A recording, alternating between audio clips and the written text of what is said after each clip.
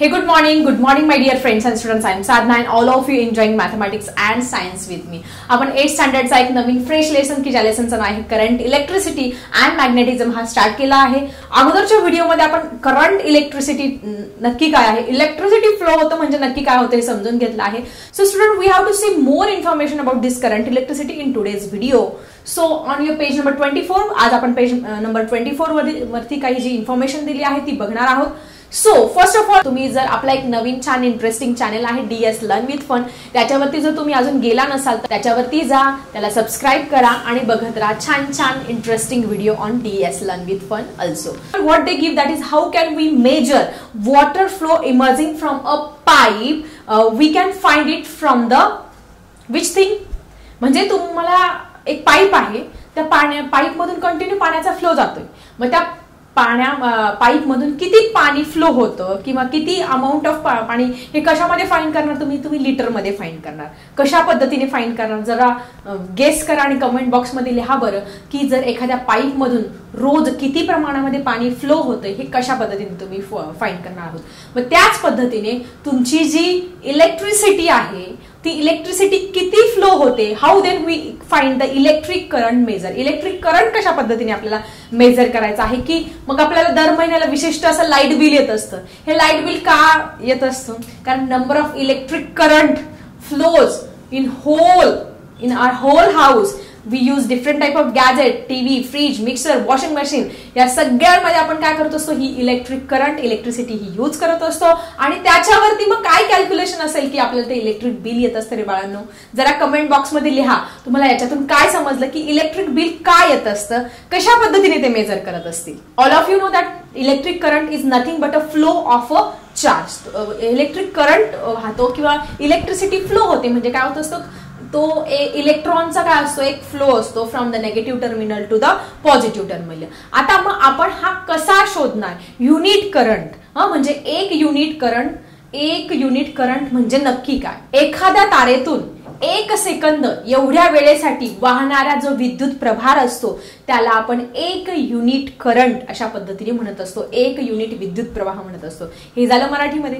इंग्लिशमध्ये जर तुम्हाला डेफिनेशन विचारली what is the unit current, unit current म्हणजे काय.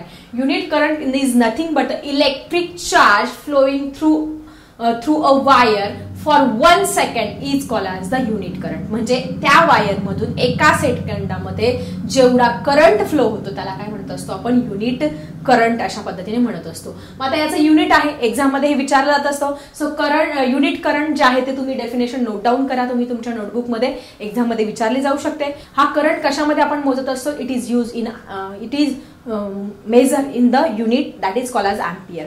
अँपियर हे त्याचं काय आहे, युनिट आहे मोजण्याचं. तर कशा पद्धतीने 1 ampere is equal to 1 coulomb upon 1 second.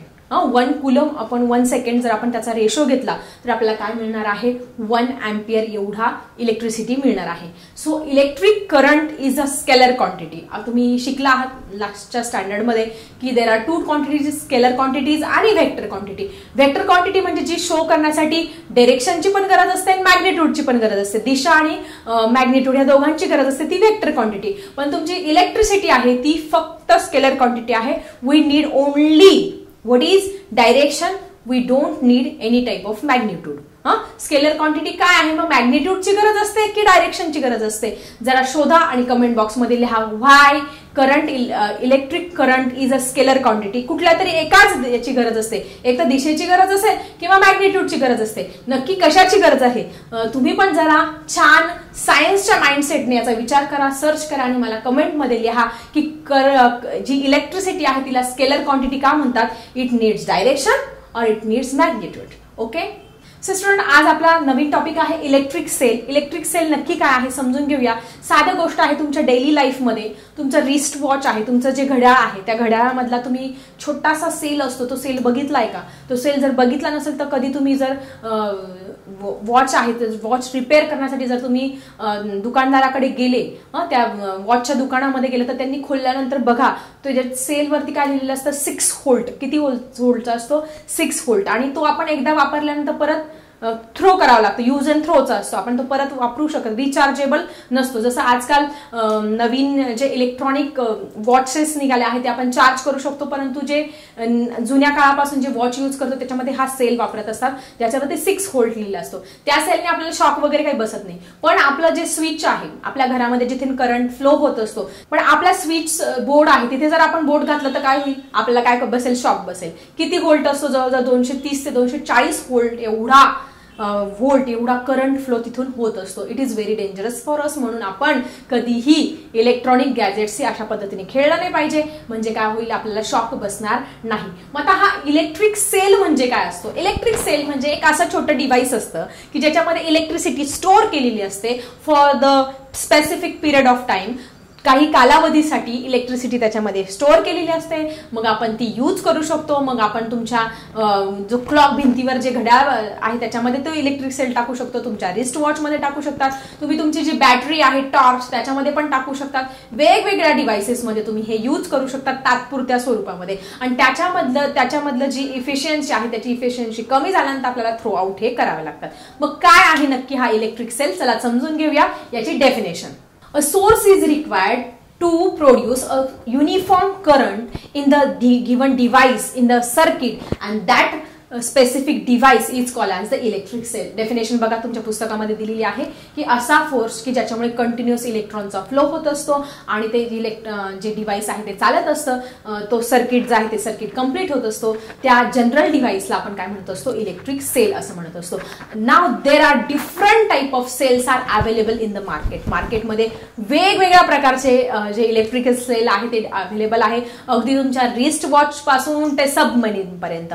म्हणजे जे पाणबुडी आहेत ते पाणबुडी सुद्धा ह्या सेलचा यूज करत असतात. कुठे करतात जरा कमेंट बॉक्समध्ये लिहा की जे सबमरीन्स असतात हे या इलेक्ट्रिक सेलचा कुठे वापर करत असतात. त्यानंतर तुम्ही ऐकलं असेल की सोलार सेल विषय ऐकलं असेल की सूर्याच्या प्रकाशामध्ये ते काय होत असतात, त्याच्यामध्ये एनर्जी स्टोअर होत असते आणि ज्यावेळेस संध्याकाळच्या वेळेस आपण काय करत असतो त्याचा यूज हा करत असतो. तुम्ही वेगवेगळ्या ठिकाणी जर तुम्ही अण्णा हजारे यांचं राळेगण सिद्धी हे गावाचं ऐकलं असेल तर पूर्ण जे गाव आहे तिथली जी इलेक्ट्रिसिटी आहे तिथलं जे काम आहे ते सोलार प्लेटवरती काम करत असतं. दिवसभर त्या सोलार प्लेटवरती काय होत असते, एनर्जी सूर्यापासून मिळणारी एनर्जी स्टोअर होत असते आणि संध्याकाळी पूर्ण गावामध्ये त्या स्टोअर केलेल्या इलेक्ट्रिक सेल किंवा ते सोलार सेल वरून काय होत असतं, पूर्ण सगळीकडे प्रकाश पडत असतो.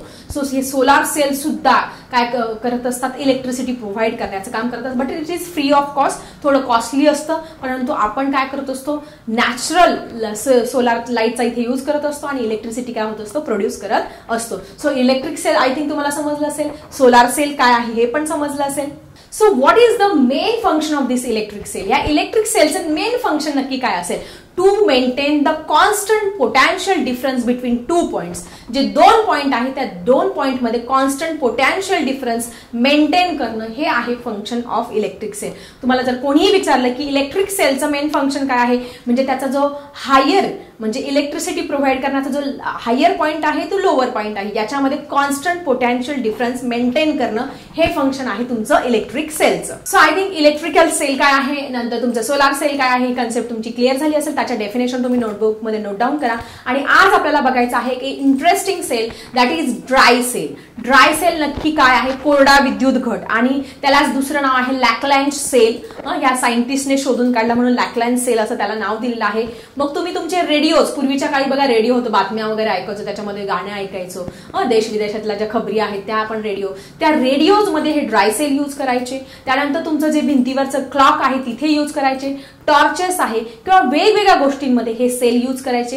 हे ड्राय सेल नक्की काय आहे, याचं कन्स्ट्रक्शन आणि वर्किंग नक्की काय आहे, हे सगळं आपण समजून घेणार आहोत आजच्या या व्हिडिओमध्ये. आता हे जे ड्राय सेल आहे they are available in 3 or 4 sizes. 3 किंवा 4 साइज मध्ये हे अवेलेबल आहे. मग कसं काम करतात ते नक्की, त्याचं कन्स्ट्रक्शन कसं आहे, वर्किंग काय आहे, हे सगळं डिटेलमध्ये जाणून घेणार आहोत आपण आता. सो स्टुडंट, एक्झामच्या दृष्टीने हा ड्राय सेल खूप इम्पॉर्टंट आहे. ही डायग्राम तुम्हाला दिसते आहे, एक्झाम मध्ये विचारली जात असते.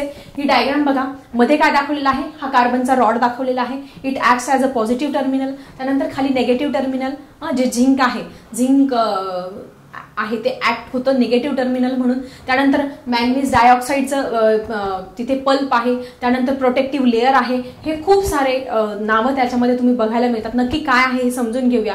आता या ड्राय सेलला ड्राय सेल का म्हणतात? Why it is called as dry cell? Because there is no liquid chemical is present in this cell, that's why it is called as a dry cell. त्याच्यामध्ये जे केमिकल आहे ते liquid form मध्ये नसतं, ते काय असतं सॉलिड, सेमी सॉलिड फॉर्म मध्ये असतं, म्हणून त्याला म्हणत असतो आपण ड्राय सेल. मग तुम्ही घरी कधी खोलला असेल, जुना सेल असेल, खराब झालेले सेल असेल तर कधीतरी खोलून बघा. लहान मुलांना खूप क्युरिओसिटी असेल तर नक्की मी तुम्हाला कधीतरी वेळ मिळाला तर हा एक्सपेरिमेंट सुद्धा करून दाखवेल. ड्राय सेलमध्ये नक्की खोलल्यानंतर मध्ये काय निघत असतं तर तुमच्या घरी जुने याच्यामधले क्लॉक मधले किंवा तुमच्या टॉर्च मधले जुने सेल असेल तर ते खोलून बघा. त्या खोलून बघितल्यानंतर हे सगळं हे फिगर मध्ये जे दाखवलंय ना ते सगळं तुम्हाला बघायला मिळेल. Inside you will first of all find the whitish metal layer called as the zinc metal layer. सगळ्यात पहिले तुम्हाला व्हाईट रंगाचा एक लेअर बघायला मिळेल, त्याला झिंक लेअर म्हणतात. It acts as a negative terminal. शेवटी आपण जे खाली दाखवलं आहे तो काय करत असतो? मग तुम्हाला विचारलं असेल ड्राय सेलमध्ये नेगेटिव्ह टर्मिनल कोण ऍक्ट करत असतं? That is the zinc metal acts as a negative terminal in this dry cell. Okay. त्यानंतर आता ते हळूच काय करायचं आहे, तो फोडायचा आहे. फोडल्यानंतर तुम्हाला एक अशी ब्लॅक कलरची अशी पेस्ट दिसेल, सेमी सॉलिड असं दिसेल. Electrolyte, it is filled with the and electrolyte. आता हे इलेक्ट्रोलाइट आहे, हे 2 लेयर्स ह्या साईडला आणि ह्या साईडला असं तुम्हाला ती पेस्ट दिसेल. आता हे जे इलेक्ट्रोलाइट्स असतात, ह्या इलेक्ट्रोलाइट्स मध्ये काय असतात? पॉझिटिव्ह आयन्स असतात आणि निगेटिव्ह आयन्स असतात. आणि ज्यावेळेस आपण ते कनेक्ट करत असतो वायरने ज्यावेळेस आपण कनेक्ट करतो ते सर्किट कंप्लीट होतो आणि मग फ्रॉम नेगेटिव्ह टू पॉझिटिव्ह काय होत असतो? करंट फ्लो होत असतो एका विशिष्ट दिशेने. आणि मग त्या 2 सेलमुळे बॅटरी लागत असते, त्याच सेलमुळे तुमचं घड्याळ चालू होत असतं, त्याच सेलमुळे तुम्ही रिमोटने टीव्ही वरती पाहिजे तो चॅनल सुद्धा चेंज करू शकतात. रिमोट मध्ये पण सेल असतात ना तुमचे. मग हे सगळं सर्किट कंप्लीट होत असतं. ठीक आहे. मग हे जे इलेक्ट्रोलाइट आहे त्याच्या मध्ये जो कार्बन रॉड आहे त्याच्या बाजूला जे इलेक्ट्रोलाइट आहे ते कशाचं असतं? It is of ammonium chloride and the zinc chloride, ZnCl2 आणि NH4Cl. तुम्ही बघू शकता डायग्राम मध्ये. याचं काय असतं? ते सोल्युशन असतं, पेस्ट असते त्याच्या बाजूला. आणि मध्यभागी काय आहे? तुमचा ग्रॅफाइट रॉड आहे. हा graphite rod at the centre आहे, तो काय होत असतो? Acts as a positive terminal. Carbon rod, graphite rod, त्यालाच आपण ग्राफाइट रॉड म्हणणार, त्यालाच आपण कार्बन रॉड म्हणणार आहोत. तो पॉझिटिव्ह टर्मिनल म्हणून ऍक्ट करत असतो आणि झिंक जो मेटल आहे तो नेगेटिव्ह टर्मिनल म्हणून ऍक्ट करत असतो. आणि त्याच्या भोवती, त्या कार्बन रॉड भोवती पण एक पेस्ट असते, ती असते तुमची मॅंगनीज डायऑक्साईड, MnO2 ची काय असते? पेस्ट असते. मग ह्या सगळ्या केमिकल्स मध्ये म्हणजे manganese dioxide, ammonium chloride, zinc chloride या सगळ्यांमध्ये केमिकल रिॲक्शन होत असते. आणि केमिकल रिॲक्शन झाल्यामुळे काय होत असतं? नेगेटिव्ह आणि पॉझिटिव्ह जे चार्जेस आहे एका विशिष्ट दिशेला काय होत असतात? फ्लो होत असतात. आणि त्याच्यामुळे काय होत असते? इलेक्ट्रिसिटी ही जनरेट होत असते. हे आहे construction and working of this dry cell. So I think तुम्हाला हे ड्राय सेल काय आहे याचं कन्स्ट्रक्शन वर्किंग समजलं असेल. जर एक छोटासा सेल तुम्ही खोलून बघितला तर वरचं जे टोक असतात, 2 टोक आहेत बघा त्याला. एक ब्रास कॅप असतं आणि इकडे ब्रास प्लेट असते. मध्ये काय असते? तुमचा कार्बन रॉड असतो, नंतर त्याच्या बाजूला झिंकचं कंटेनर असतं, त्याच्यानंतर मॅग्नेशियम अमोनियम क्लोराइड आणि झिंक क्लोराइडचं पेस्ट असते, मॅग्नेशियम ऑक्साईडची सुद्धा पेस्ट असते आणि त्याच्यामध्ये केमिकल पल्पच्या फॉर्म मध्ये असते. मग आता ही काय असतं? ड्राय. त्या मानाने ज्याच्यामध्ये लिक्विड केमिकल असतात ते लॉंग लास्ट म्हणजे ते काय असतं? जास्त पॉवरफुल असतात. परंतु हे लॉंग लास्टिंग असतात आणि ड्युरेबल असतात. आपण ट्रॅव्हलिंग मध्ये कुठेही आडवे उभे तिरपे जरी ठेवले तरी चालतील, कसे ठेवू शकतो आपण ते. आणि त्याचा इझिली ट्रान्सपोर्टेशन मध्ये सुद्धा यूज करू शकतो. We can use it easily. आपल्याला शॉक वगैरे काही बसत नाही. सो अशा पद्धतीने हा ड्राय सेल आहे, एक्झामसाठी खूप इम्पॉर्टंट आहे. तर ड्राय सेलमध्ये पॉझिटिव्ह टर्मिनल कोणता, नेगेटिव्ह टर्मिनल कोणता, जरा कमेंट बॉक्स मध्ये लिहा. कुठले 2 इलेक्ट्रोलाइट त्याच्यामध्ये यूज करतात की ज्याच्यामुळे केमिकल रिॲक्शन होते आणि हा ड्राय सेल काम करतो? त्या 2 केमिकलचं नाव तुम्ही मला कमेंट बॉक्स मध्ये लिहायचं आहे. आणि कुठून कुठे फ्लो होत असतो ते सुद्धा तुम्ही मला सांगायचं आहे. आणि ही डायग्राम ड्रॉ करा तुम्ही 5 टाइम्स. कसा वाटला आजचा व्हिडिओ जरा कमेंट बॉक्स मध्ये लिहा. आणि आवडला तर नक्की लाईक करा, तुमच्या फ्रेंड सोबत फटाफट शेअर करा. चला, अशाच इंटरेस्टिंग टॉपिक्सला भेटूया आपल्या नेक्स्ट व्हिडिओमध्ये. आता मी थांबते. Bye everyone.